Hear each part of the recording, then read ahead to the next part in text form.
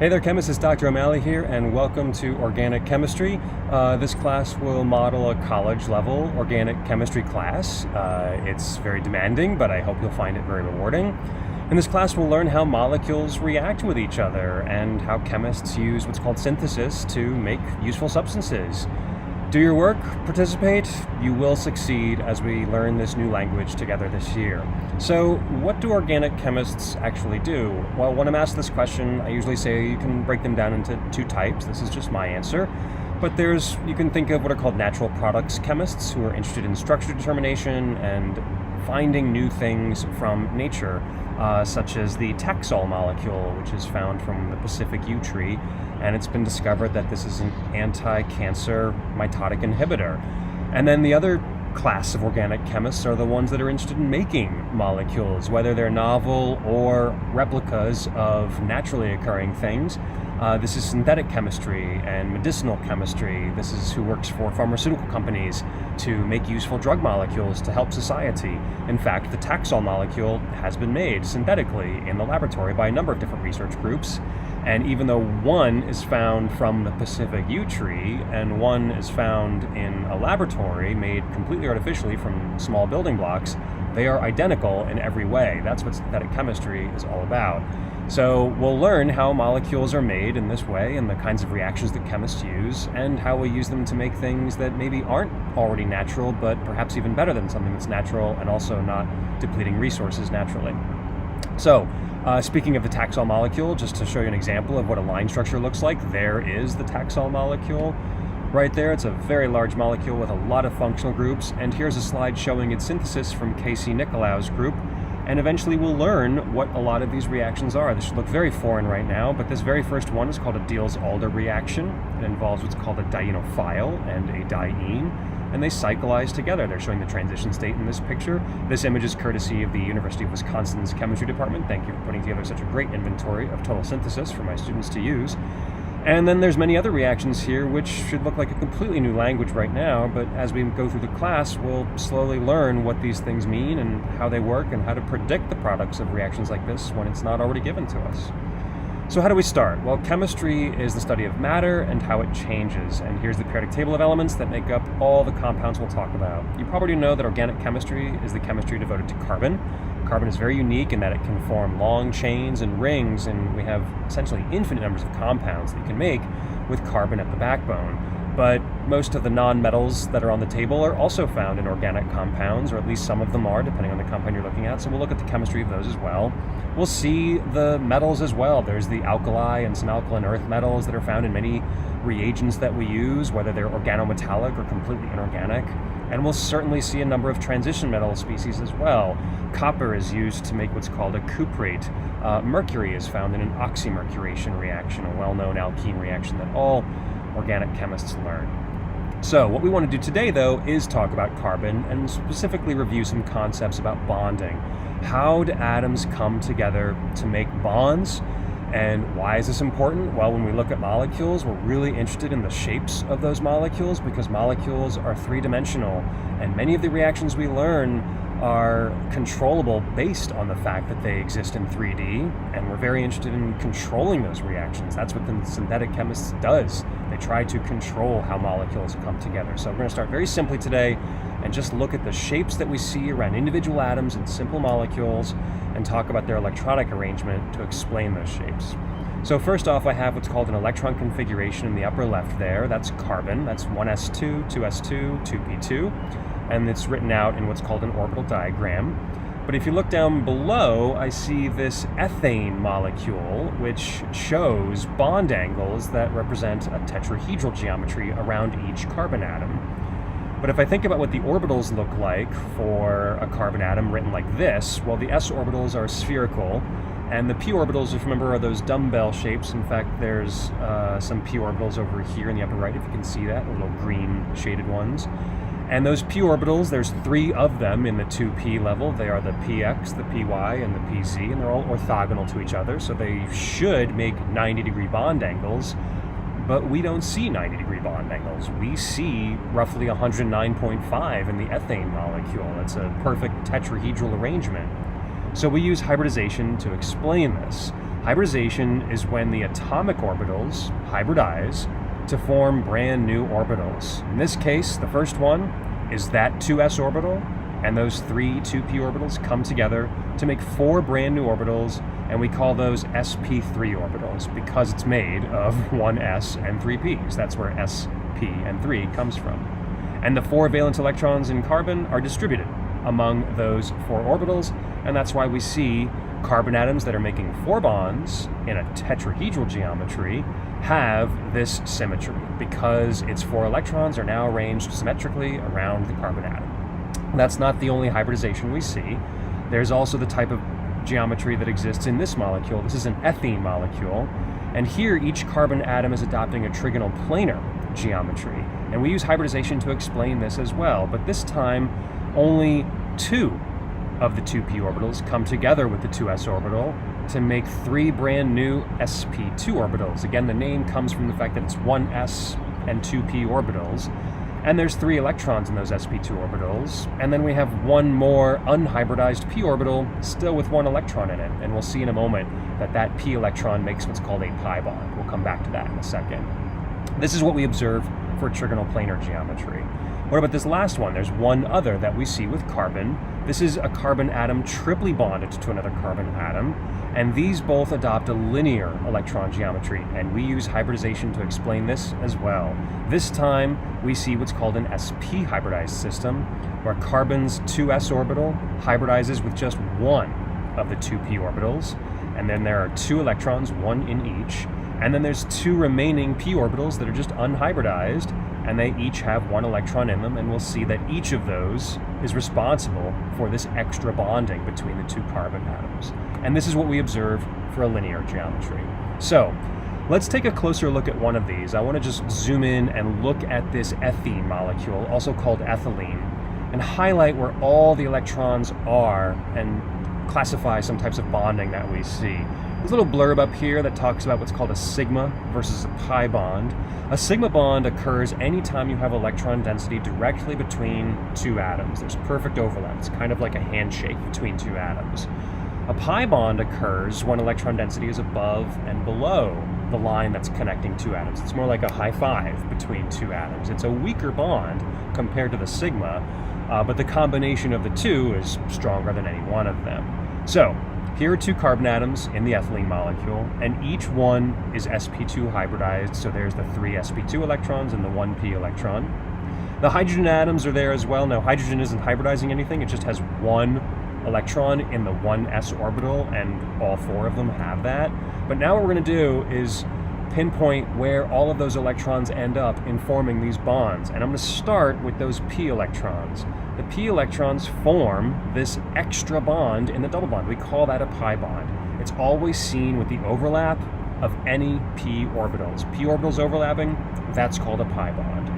What about the other bond that's part of a double bond? Well, that's called a sigma bond because it's the overlap of the sp2 orbitals. It's hard to see in this picture, but we'll draw them in a moment. But 1 sp2 electron from one of the carbons is bonding with 1 sp2 electron from the other carbon, and you get a sp2 overlap and a sigma bond. So anytime there's hybrid orbital overlap, that's called a sigma bond.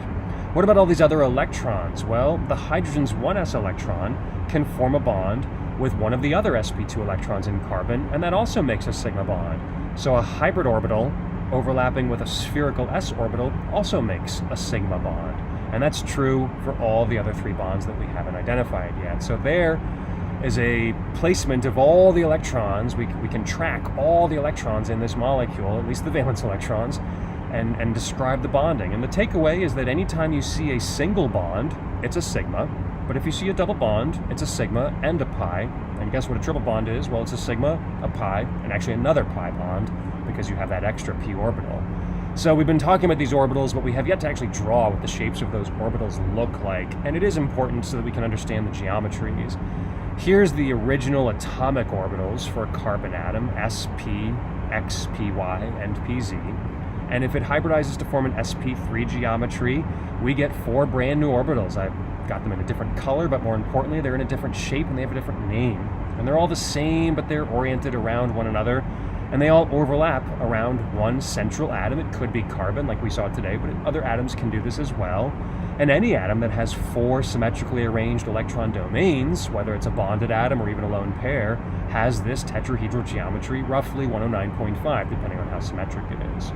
The sp2 system is an s combining with 3 p orbitals, and you get 3 new orbitals, the sp2s. The shape of those orbitals is similar to the shape of an sp3. A hybrid orbital is exactly what it sounds like. It's a hybrid between the spherical S and the dumbbell shaped of a p orbital, and you get this sort of lopsided dumbbell shape.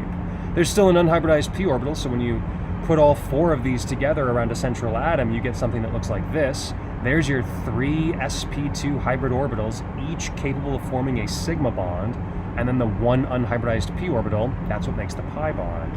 That just leaves the sp system. That's again 4 original atomic orbitals coming together to form 2 hybrid orbitals, and then 2 unhybridized p orbitals, and they all come together to make this, a linear electron geometry around a central atom with 2 hybrid orbitals, each capable of forming a sigma bond, and then 2 unhybridized p orbitals. Remember, each of these p orbitals is 2 lobes. That's not 4 p orbitals around the central atom here, that's only 2, because each one has 2 lobes for reasons I'm not going to go into today, but that is what they look like. Orbitals are mathematical solutions to the probability of finding an electron. That's how we get these shapes. And that's what the orbitals look like. Okay, so let's take a look at some examples. I'm actually going to switch to a different interface here.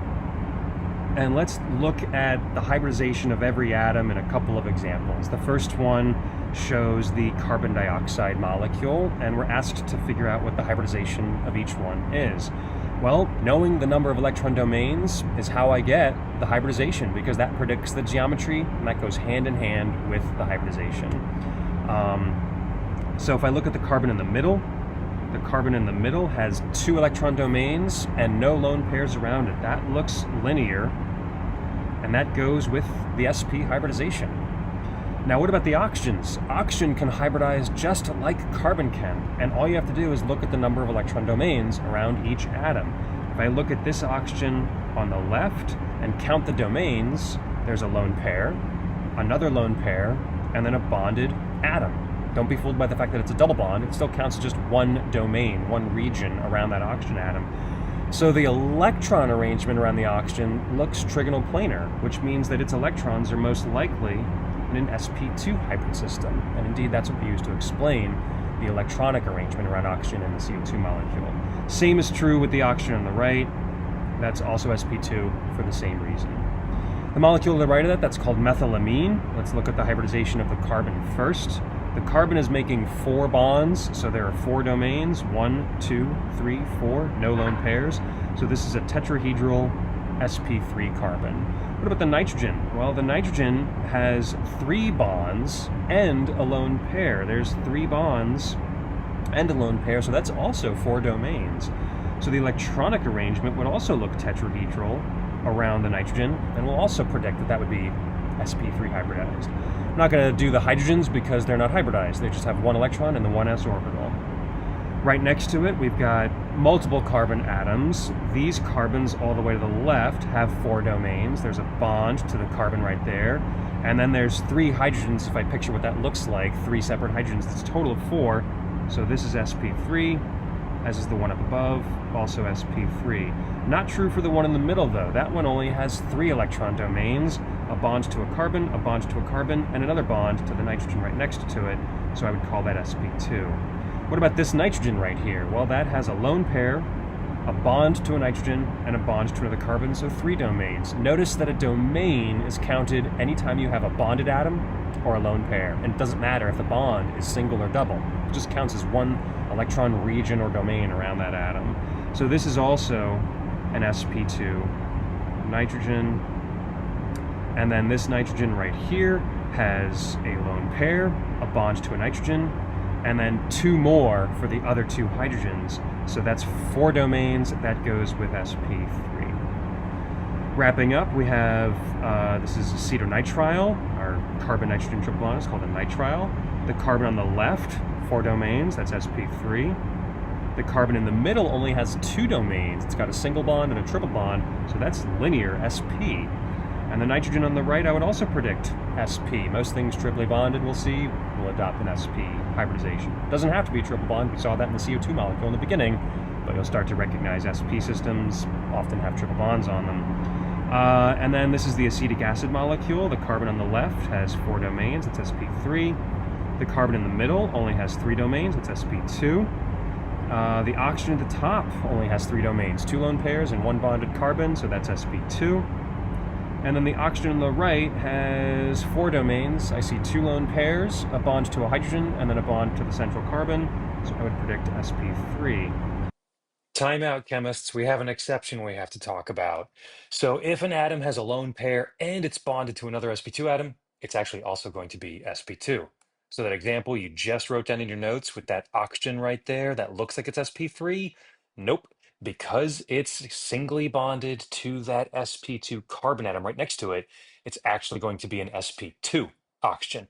We're going to see that resonance is going to explain this later, but this does come up a lot. Like look at these 3 examples right here. That oxygen in the top molecule is sp2 because it's got a lone pair and it's connected to the sp2 carbon right to the right of it. The sulfur in the middle example is sp2. It's got a lone pair and it's connected to the sp2 carbon that's part of the ring.